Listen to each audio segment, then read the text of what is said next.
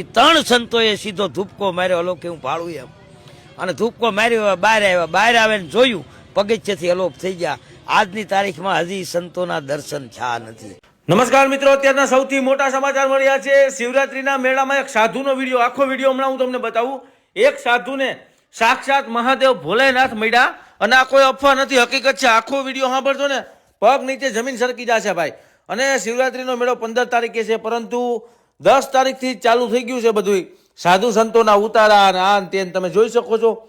આમાં સાચા સંતો પણ છે, સાચા ભગવાન પણ છે. જો એના આશીર્વાદ આપને ફરી જાય તો જિંદગીમાં બેડો પાર થઈ જાય. અને સંતોના આશીર્વાદ લેવા માટે લોકો દૂર દૂરથી આવે યાર. અને તમે લોકો ઘરે બેઠા દર્શન કરો એક સાધુના, જેને સાક્ષાત મહાદેવને જોયા. એની આખી વાત સાંભળજો, હમણાં હું તમને સંભળાવીશ, બરાબર? વિડીયોને શેર કરવાની જવાબદારી તમારી છે યાર, કારણ કે આવા સાધુ સંતો નસીબદારને જોવા મળે છે યાર, જેને સાક્ષાત મહાદેવના દર્શન કર્યા. સાંભળો એની વાત. આ લોકોએ વાતું કરતા હતા એટલે મેં એક પકડ્યું પેલા કે હાલું બધા કે કુંડની અંદર ભગવાન આવે છે, આનું જોવા દે કઈ જગ્યાએ ભગવાન છે ઈ. અને એક જ કાળજી કે એકવાર ભગવાનને જોવા. એમાં એકવાર બન્યું એવું કે અમે બરાબર રવેડી દરવાજા પાસે પૂગી, અને અમારે સંતો ઠાઠ માઠ દિગંબરો, હું પણ ઊભો હતો. એની અંદર એકવાર એવું બન્યું, 2 સંત મારી પાસે આવી અને ઊભા રહી ગયા, બરાબર? એટલે મેં આમ જોયું.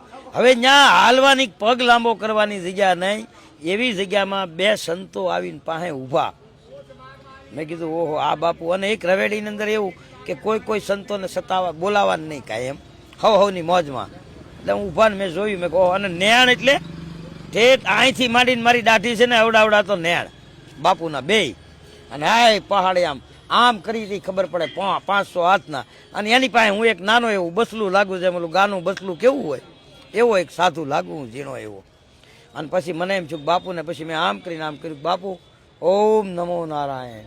પછી આમ કરીને આમ કર્યું, નેણ થઈ આમ જોયું, જોઈને તરત કીધું બચ્ચા તુમ 10 નામ કા બચ્ચા હો ને? મેં કીધું હા બાપજી.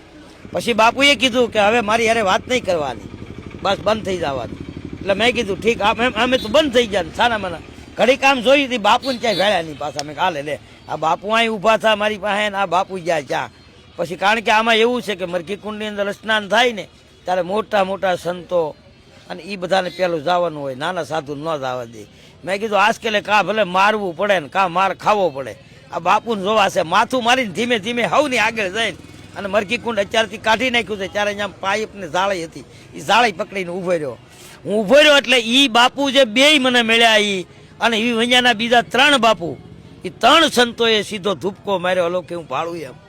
અને ધૂપકો માર્યો, બહાર આવ્યા, બહાર આવે ને જોયું પગથિયેથી અલોપ થઈ ગયા.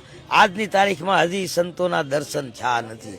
આ શિવજી પોતે જ કે એટલી કમા, એટલી ગુરુ મહારાજની દયા હતી, એટલે એટલી મુલાકાત ગિરનારની અંદર, ભવનાથ તળેટીની અંદર, મરઘી કુંડમાં આ સંતોની થઈ હતી.